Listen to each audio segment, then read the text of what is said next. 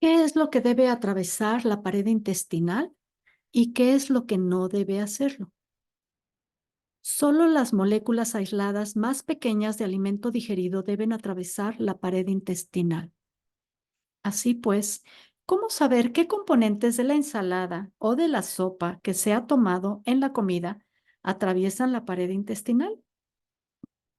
Para saber qué alimentos pasan el punto de control presente en el interior del tubo digestivo, simplemente hay que considerar los alimentos que vayan a descomponerse en aminoácidos individuales de las proteínas, ácidos grasos individuales de las grasas y moléculas de hidratos de carbono individuales de los azúcares y almidones. Estas pequeñas moléculas aisladas proporcionan energía, calorías y nutrientes. Los ácidos, las enzimas y sí, los trabajadores invitados realizan todo el trabajo de detección de las grandes moléculas.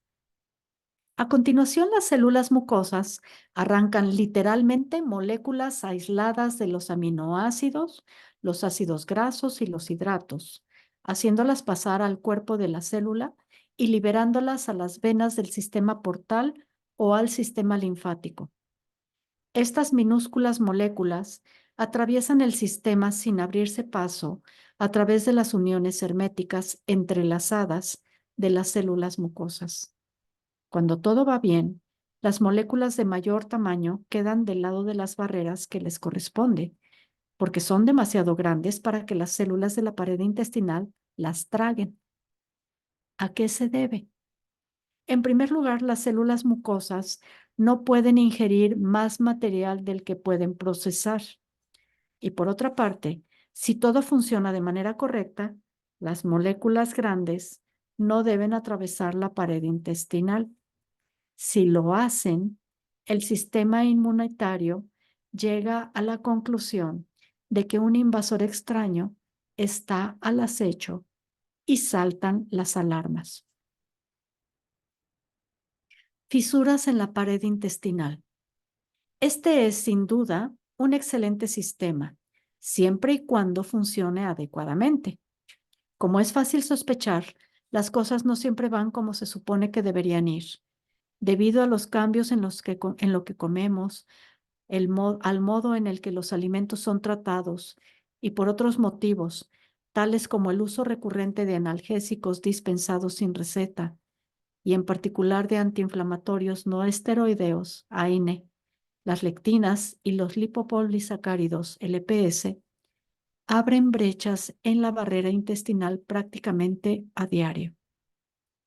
Con la excepción de la aglutinina de germen de trigo, WGA, las lectinas son proteínas de dimensiones relativamente grandes y como hemos visto, las moléculas de gran tamaño no pueden, en condiciones normales, atravesar la pared intestinal sin dificultad. No obstante, las lectinas tienen una notable capacidad para separar las uniones herméticas que se establecen entre las células que constituyen la barrera intestinal.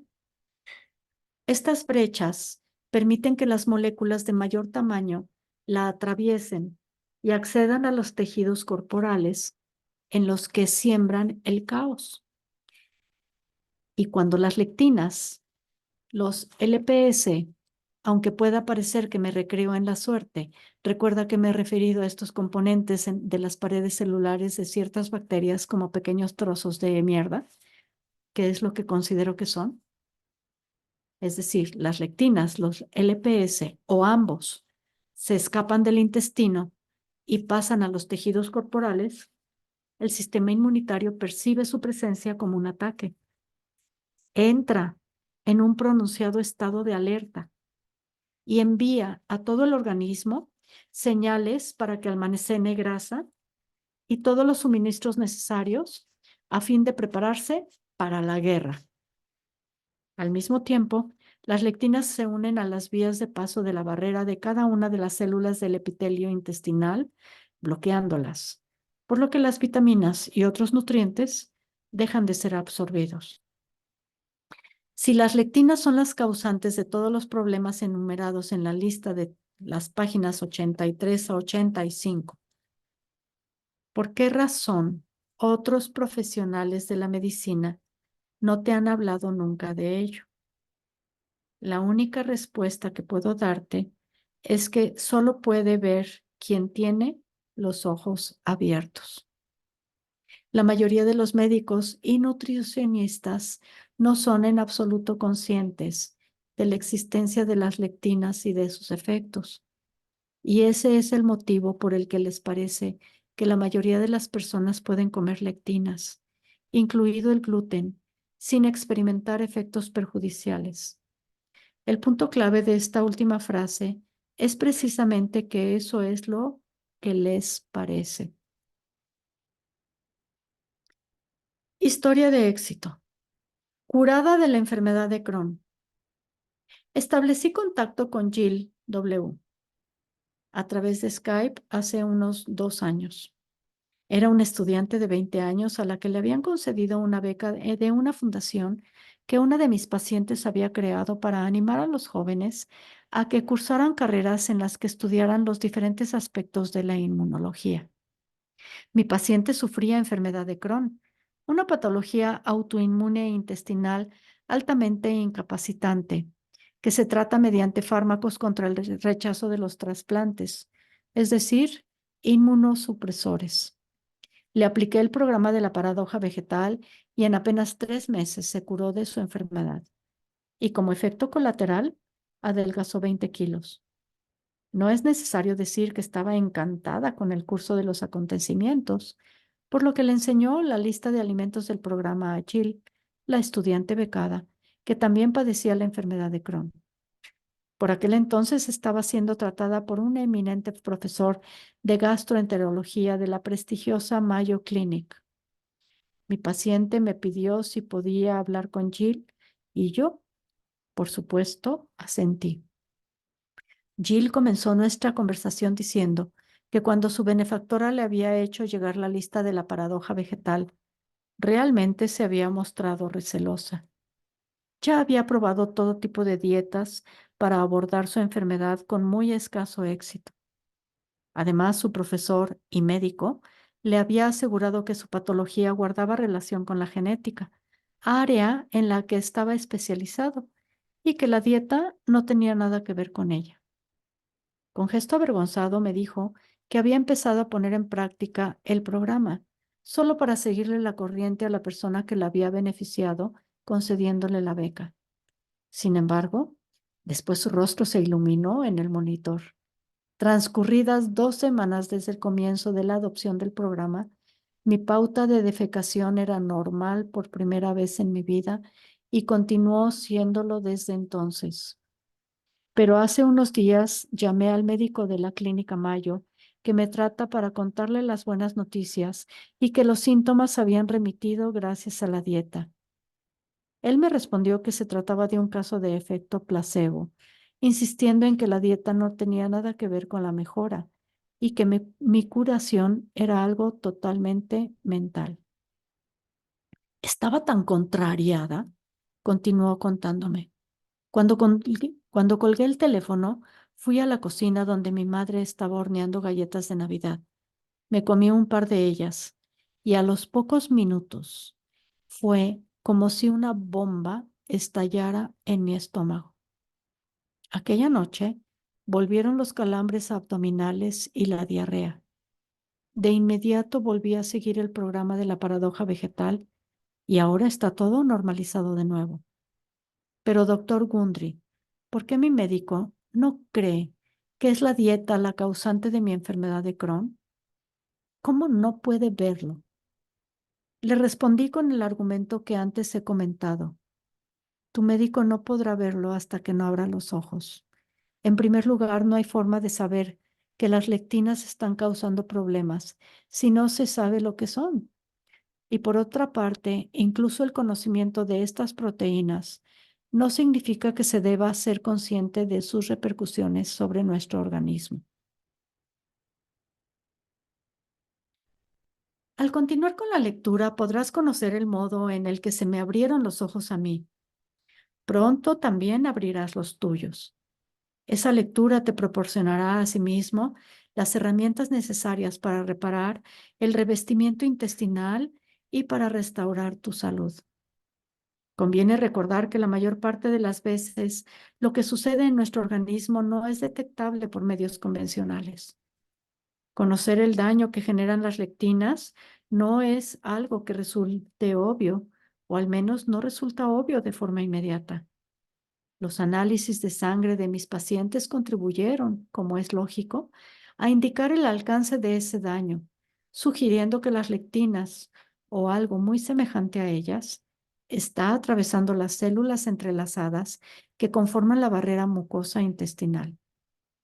Pero ¿cómo han podido las lectinas conseguir de repente que esa barrera pueda ser atravesada por ellas después de milenios sin que ello sucediera? ¿Qué es lo que ha cambiado? Un importante indicio. Me encontraba en un estado, cuanto menos, de perplejidad. Hace unos 12 años, el jefe del departamento de anatomía patológica de mi hospital me preguntó: ¿tú tuviste que formarte en cirugía general antes de convertirte en médico cirujano cardíaco? ¿Qué sabes sobre las redes intestinales? Mi respuesta fue que nunca había oído hablar de ellas.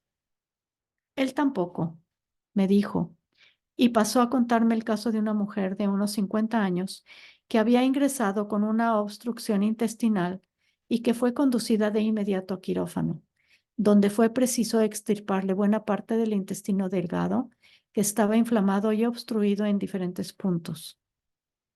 Cuando el especialista en anatomía patológica examinó el intestino extirpado, detectó la presencia de redes de tejido que bloqueaban casi por completo el interior del conducto. Apenas quedaban unas mínimas aberturas. Nunca había visto nada igual. Intrigado, le pregunté de dónde podían proceder esas redes.